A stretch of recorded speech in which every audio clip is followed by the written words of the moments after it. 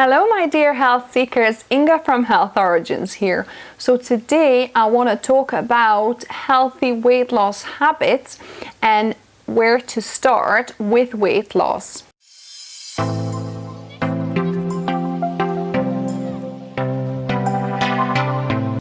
So why we're talking habits when we're talking about weight loss, you might think, well, it's kind of nothing to do with it. However, if we look closer, habits are solely responsible for our weight gain in a way that our behavior is a series of habits, right? So if you think about your own experience and your own life, if you have, say 10, 15, 20 kilograms to lose, you probably didn't gain those kilograms after eating one packet of crisps, one donut, or a piece of cake, right? So the weight gain happened slowly over months or even years perhaps, and that's where habits come into play. Whatever we choose to pick up and put in our mouth habitually, that's what determines our outcome, so our weight gain or weight loss. So well, just think about it. So for example, you probably get up at certain time, you probably brush your teeth at certain times, you drink a certain drink at certain times, you eat or snack at certain times, you probably watch TV at certain times of the day. So a lot of our behavior, pretty much most of our behavior, is very habitual, and that's the same with weight loss habits, or well, healthy or unhealthy food habits, shall I say. So you have, first of all, to be able to tackle your unhealthy weight loss habits, you need to discover what they are. So before we are able to change something about ourselves, our behavior, we need to first understand what it is that is causing it, or what it is that we need to change. So first, my first step to you would be to diary what you're eating. So every time you put something in your mouth, put it down either on a piece of paper, or perhaps have it on the notepad on your phone, because you carry it around everywhere. So whenever you eat something, write down the time and what you have eaten, and do that for a week, because that will give you the best pattern to see what you eat and when you eat for the whole week. So once you have that, you'll be able then to look through and notice patterns.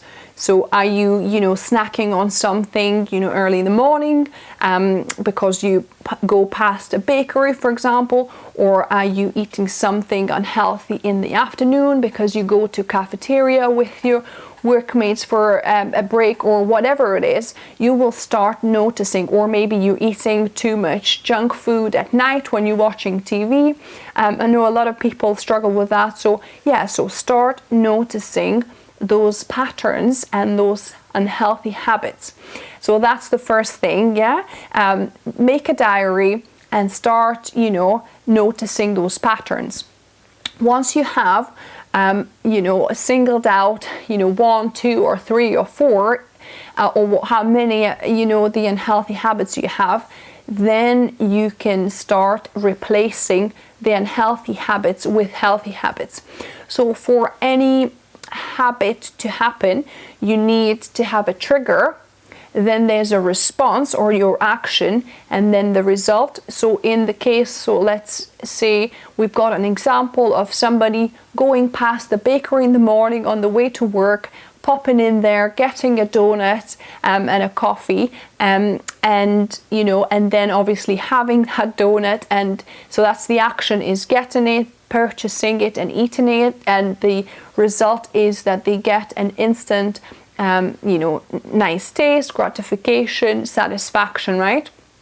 So that's how it works. The habit is trigger, what triggers it. So the bakery, the sight of it, or perhaps you can even smell it walking past, triggers it. Then you do an action, you go in and purchase something, and then once you eat it, you get the results from it. So that's how the habits form, and that's how they are triggered, and that's how you need to look at changing them as well. So for example, if you wanted to change the unhealthy habit of going in the morning to get the donut, you could just try to stop going in the shop, and kind of try and quit it. But best is to replace an unhealthy habit with a healthy one, because that way, because once the habits are ingrained, they have neural pathways in your brain already formed, so it's much harder to try and quit something without replacing it with something else. So it's best to change one unhealthy habit into a healthier habit. So perhaps, instead of going in the morning into the bakery, you either can try and eliminate the trigger. So you might want to choose to go in a different street so you don't walk past the bakery and can't see it and can't smell it. Or once you do walk past the bakery, you can instill a new healthy habit to take a sip of your, smoothie or your water, or have, a piece of fruit, for example, whatever it is. That could be your trigger to eat a healthier alternative, for example. So that's how you need to look at every single unhealthy habit you have to try and change it with the healthier one. But the only word of warning, I would say, change one unhealthy habit with a healthy habit at a time. Don't try and change them all. If you have, say, 3 or 4 unhealthy habits, you eat, say donut in the morning, when you go to a bakery, then you snack on something unhealthy in the afternoon, and you also binge on some crisps and, cakes and whatever else in the evening when you're watching TV. Don't try and tackle it all at once, because you will overwhelm yourself. You'll probably not do it for very long, and you'll be disappointed. You'll be wanting to quit and go back to square one. That's why I would suggest do change only one unhealthy habit at a time, replace it with a healthy habit, and give it at least, I would say, a week or even up to 21 days, because most experts say it needs 21 to 22 days, some of them say, for the new habit to become automatic. Some scientists say it even takes 66 days. So, it depends where you want to go on the spectrum. I would say definitely to become more automatic, I would say it probably needs 66 days. But at least if you give your new healthy habit a week, on my course, Weight Loss Unlocked, I normally advise people on our 6 weeks course, I would introduce one healthy habit a week. And so people, just don't get overwhelmed. They get a week to keep on repeating that new healthy habit, and hopefully it sticks, and it's easier to add another new one next week. So you could try that as well. Try, changing one unhealthy habit 1 week, give it a week, and then you can maybe introduce the second one, or even give yourself a full 21 days to just, instill one habit, and once you've got that one down, then you can go on the next one. And then tip number 3 is adding a new healthy habit to already existing habit in your routine. Because if you add a new habit and you don't attach it to a specific time or specific other action you do, it's easier to forget and miss it. So for example, if you say you wanted to start flossing your teeth, you might just forget it. If you don't see the floss in front of you, you might just, it slips your mind and you forget it. Whereas if, for example, you know that you brush your teeth twice a day and you do it every day because it's automatic, yeah?